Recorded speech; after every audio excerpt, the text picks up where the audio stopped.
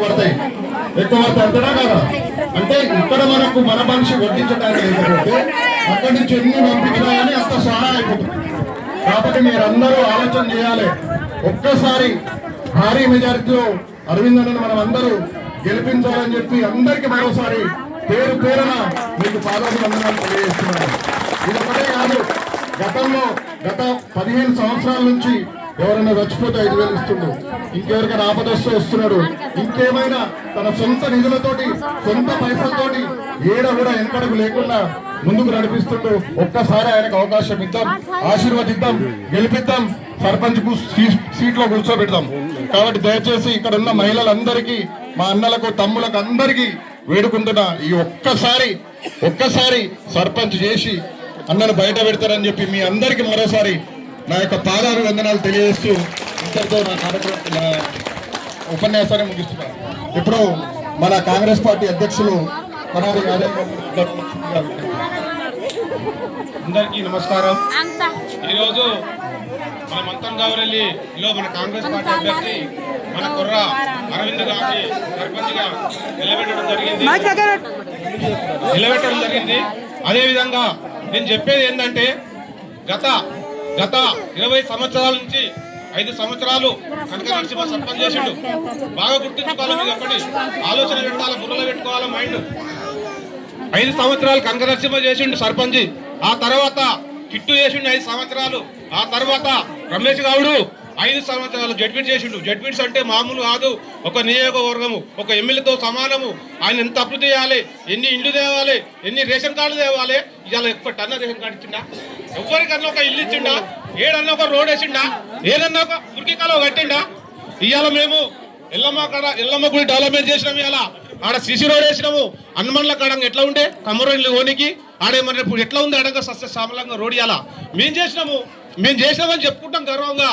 ఇలా 40,000 రోడ్డు ఇలా 4 కోట్లు ఇలా బీటీ రోడ్ మంజూరు అయింది. ఇలా 4 కోట్లు ఎవరు తెచ్చారు? మన ఎమ్మెల్యే గారు గెలిపిస్తేనే ఇలా 4 కోట్లు మంజూరు అయింది. రేపు శ్రీమంతం కూడా 4 కోట్లు మంజూరు అవుతుంది. మరి ఇక్కడ సర్పంచ్ అభ్యర్థి లేకపోతే ఇవన్నీ ఎక్కడికి వెళ్ళి వస్తాయి? సరే సపోజ్ చెప్తున్నా, మీరు 50 గెలిపించారు అనుకో, నిధులు ఎక్కడికి వెళ్ళి వస్తాయి? నిధులు రావు. ఎమ్మెల్యే మనోడు, గవర్నమెంట్ మనది ఉంది. ఇలా 260 రేషన్ కార్డులు వచ్చినాయి. ఇలా మన ఊర్లో 260 రేషన్ కార్డులు వచ్చినాయి, 60 ఇండ్లు వచ్చినాయి, ఇంకా 420 ఇళ్ళు ఉన్నాయి శాంక్షన్లా. అందరికి విడతల వారిగా ఒక్కొక్క విడత, ఇప్పుడు 1వ విడతనే అయిపోయింది 60 ఇండ్లు.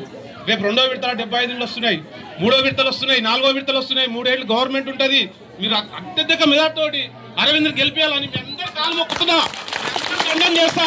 ఒక్కసారి అవకాశం ఇవ్వాలి, మీరు పని చేసి పెడతాం. ఆయన ఉన్నా లేకున్నా మీ అంతా మా కాంగ్రెస్ కార్యకర్త ఇంత గొప్ప ఉంది. ఎవరికి ఆపత్తి వచ్చినా, ఏ పోలీస్ స్టేషన్కి వచ్చినా వచ్చి మేము చేస్తామని పెడుతున్నాం. థ్యాంక్ యూ అదన్నా. ఇప్పుడు మన పార్టీ అభ్యర్థి సర్పంచ్ క్యాండిడేట్ కుర్ర అరవింద్ నాయక్ గారిని మాట్లాడవలసిందిగా విజ్ఞప్తి చేస్తున్నాం.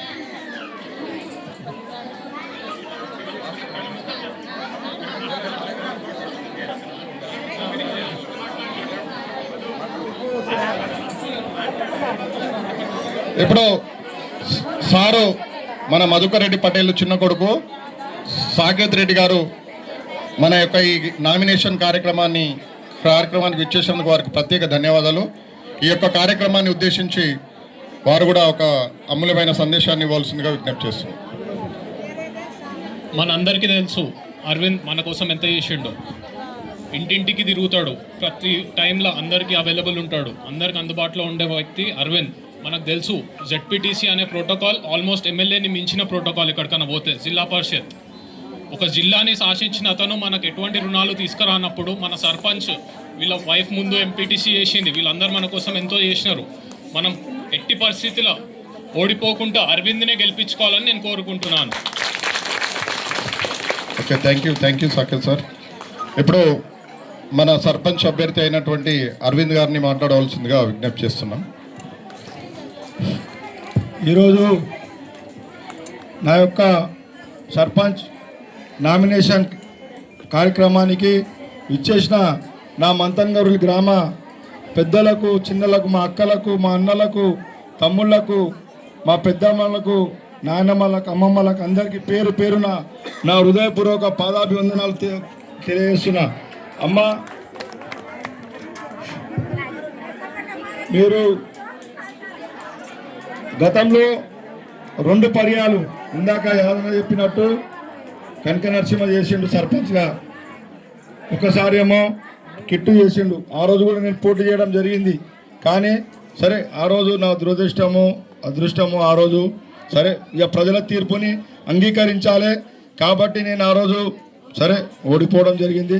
ఆ తర్వాత మీరే అందరు వచ్చి అరే పాపం పిల్లాడు ఓడిపోయిండు, ఆయనకు పలచదనం చేయొద్దు, ఆయనకు కూడా ఒక్కసారి ఓటేసి గెలిపిద్దామని. తర్వాత ఎంపీటీసీ ఎలక్షన్ వస్తే నేను వద్దని అనుకున్నా. కానీ ప్రజలందరూ, పార్టీ కార్యకర్తలు మరియు ప్రజలందరూ నువ్వు ఉంటే బాగుంటుంది, నువ్వు ఉంటే ఏదైనా చేయగలుగుతావు అని చెప్పి ఉద్దేశంతో నాకు ఇంట్రెస్ట్ లేకున్నా కానీ అంటే నాకు ఇష్టం లేకున్నా మా భార్య కూడా వద్దని చెప్పింది.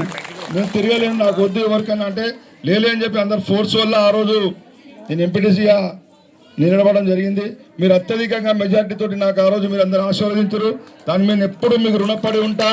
ఈ గ్రామానికి ఇంకోసారి నేను ఒక్కసారి సర్పంచ్ ఓడిపోయినా. సర్పంచ్ అంటే గ్రామానికి శాసించే పవరు. గ్రామాన్ని ఏం చేయాలన్నా సర్పంచ్కి ఉంటుంది. ఎంపీటీసీకి ఏముంటుంది అంటే ఎంపీటీసీకి పెద్ద పవర్ ఉండదు. ఏంటంటే ఇక మోటు సామెత చెప్పాలంటే కట్టేసిన బర్రె కాడ కావాలన్నమాట. బర్రెకు నేను గడ్డి తెచ్చేది లేదు, పాలు వండేది లేదు, నీళ్ళు తెచ్చేది లేదు, కుర్తి పెట్టేది లేదు. కట్టేసిన బర్రె కాడ కావాలన్నట్టు ఉంటుంది అనమాట ఎంపీటీసీ పోస్ట్ అంటే.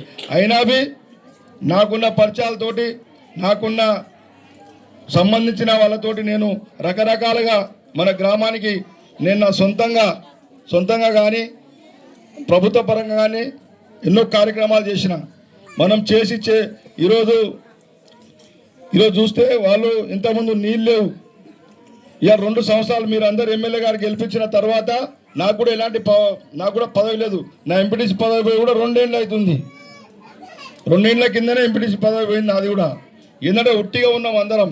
అయినా ఏంటంటే మీరు అందరు ఈరోజు ఎమ్మెల్యేని గెలిపించుకోరు. పైన ప్రభుత్వం ఉంది, రేవంత్ రెడ్డి గారి ప్రభుత్వం ఉంది. ఈరోజు మన మహిళా సోదరిమణులకు అందరికీ, మా అక్కలకు, మా చెల్లెలకు, మా పెద్దమ్మలకు అందరికీ ఈరోజు హైదరాబాద్ అందరు ప్రతి ఒక్క కుటుంబంలో ఒక్కరైనా హైదరాబాద్లో ఉంటున్నారు. హైదరాబాద్ అంటే ఇప్పుడు మేము ఒకప్పుడు చిన్నప్పుడు మేము హాస్టల్ పోయేటప్పుడు, స్కూల్ పోయేటప్పుడు మేము గేట్ కాడ పోయి మేము మంట కాపుకొని ఉంటే 2 రోజుల ముందు కట్టెలు కొట్టుకొని మా నాయన వాళ్ళు రిక్షాకి పోతే అట్లున్న పరిస్థితి. ఈరోజు హైదరాబాద్కి 5 చక్కర్లు కొడుతున్నారు. ఇప్పుడు అట్లాంటి పరిస్థితి ఉన్నది. ప్రతి ఒక్కరు కూడా ఈరోజు హైదరాబాద్లో ఉండి కూడా మళ్ళీ ఈడికి వచ్చి పని చేసుకొని మళ్ళీ హైదరాబాద్ పోతారు. ఈరోజు ఎందుకు అంత అల్కగా పోయి వాళ్ళు పని చేసుకొని ఎందుకు వస్తారు అంటే ఈరోజు మన రేవంత్ రెడ్డి గారు మహిళలకు బస్సు ఫ్రీ ఇవ్వడం వల్ల ఎంతోమంది మహిళలు ఇలా చాలామంది వాళ్ళ అమ్మమ్మల ఇంటికి పోవాలన్నా, వాళ్ళ తల్లిగారింటికి పోవాలన్నా, వాళ్ళ అన్నలకు రాఖీ కట్టడానికి పోవాలన్నా, ఇంకేడికి పోవాలన్నా భర్త దగ్గర డబ్బులు అడిగేది. ఇప్పుడు ఆ పని లేదు. ఆధార్ కార్డు ఉంటే చాలు బస్సు ఎక్కుతారు, పోయి వస్తారు. అది ఎంత సౌలతో మీరు ఒక్కసారి మీరు ఆలోచించాల్సిన పరిస్థితి. అట్లాగే అందరికి 200 యూనిట్ లోపల కరెంట్ బిల్లు మాఫీ. నేను చెప్తున్నా, ఎమ్మెల్యే గారు కూడా చెప్పారు, 200 యూనిట్ లోపల ఉండి మీరు ఎవరికైనా మళ్ళీ మీకు బిల్లులు వస్తే మా దృష్టికి తీసుకురండి. మేము కష్టం మీరు కట్టకండి. నేను చెప్తున్నా కదా, మీరెవరు కరెంట్ బిల్ కట్టాల్సిన అవసరం లేదు. మీకు ఎవరైనా కరెంటు బిల్లు కోసం మీకు వేధిస్తే నా దృష్టికి తీసుకురండి. నేను ఏడితోటి మాట్లాడి నేను మీకు అలాంటి సౌకర్యం నేను చేపిస్తా. అట్లాగే ఈరోజు చూస్తూ ఉంటే వాళ్ళు గత 10 ఏళ్ళు ఉన్నారు. వాళ్ళు 10 ఏళ్ళు ఉంటే ఏమన్నా పని చేసిరామ్మా? నన్ను కాదని ఆ రోజు కిట్టికి సర్పంచ్ చేసిరు. ఏమన్నా అభివృద్ధి చెందిందా? మీరు నిజంగా చెప్పండి. ఎలాంటి అభివృద్ధి కాలే. మన ఊరు ఇంకా 10 ఏళ్ళు వెనుకపోయింది. రేపు కూడా ఇప్పుడు కారింగ్ యాదయ్య గారు కూడా అవతల అభ్యర్థి ఉన్నాడు. ఆయన కూడా మొన్న వైస్ చైర్మన్గా చేసిండు. ఆయన కూడా మొన్న వైస్ చైర్మన్ అయిండు. బ్యాంకు చైర్మన్ మీరే కదా గెలిపించింది, మీరే కదా పోయినసారి ఓట్లేసి గెలిపించింది. ఆ పదవి అట్లే ఉంది, ఆయన వైస్ చైర్మన్ పదవి అట్లే ఉంది. మళ్ళా ఆయన కూడా అభ్యర్థి ఉన్నాడు. ఆయన కూడా పదవులు ఉన్నాడు. కానీ ఎవరికైనా ఏమైనా సేవ చేసిండా అమ్మా? ఎవరికైనా 10 రూపాయలు ఇచ్చిండా? ఎవరికైనా ఏమైనా సాయం చేసిండా? చేయలేదు. ఈరోజు మేము ఎవరికి ఆపద వచ్చినా మేము ముందుకు పోయి ఉరికిపోయి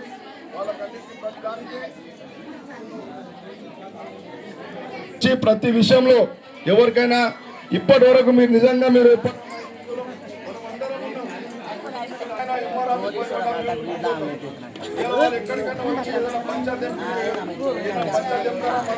ఒక్కసారి ఇలా రమేష్ గౌడ్ డిప్యూటీ